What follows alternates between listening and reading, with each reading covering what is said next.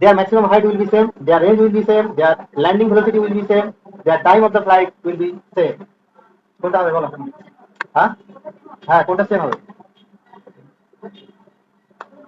দুজনের initial speed একই, একজনের অ্যাঙ্গেল বলে দিয়েছে কত 60 ডিগ্রি আর 30 ডিগ্রি, তাহলে কোন দুটো সেম হবে বলো? করো না, করে দেখো কোনটা হয়। হ্যাঁ কি বলছো? হাইট তো কখনো একই হবে না। হ্যাঁ হ্যাঁ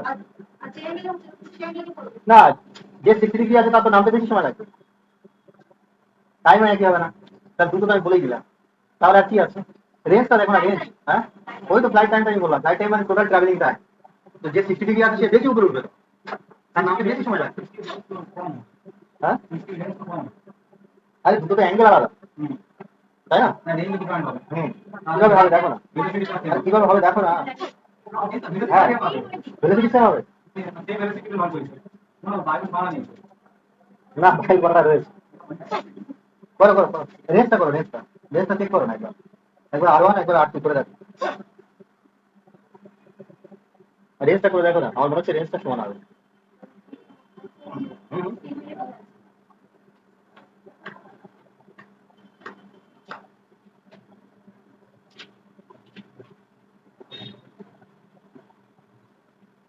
দুটো রেঞ্জ বার করো, রেঞ্জটা মনে হচ্ছে সমান হবে, যেহেতু স্পিডটা একই বলে দিয়েছে, স্পিড একই বলে দিয়েছে মানে রেঞ্জ একই হবে। 60 ডিগ্রি একটা 3 ডিগ্রি।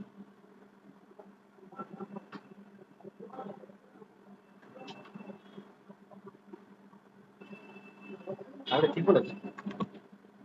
চলো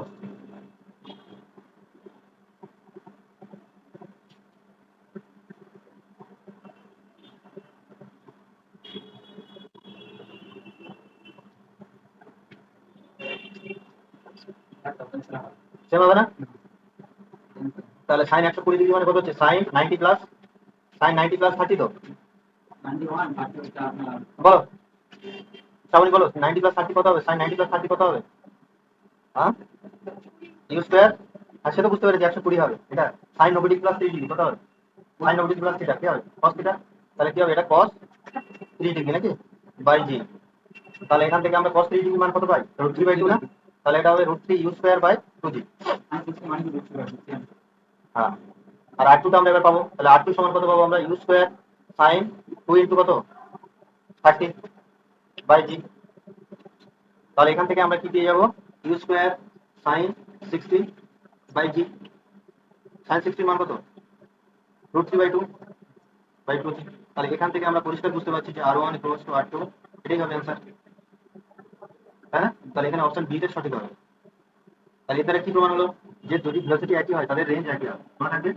ভেলোসিটি একই হলে তাদের রেঞ্জ একই হবে, their range will be the same, their range will be the same.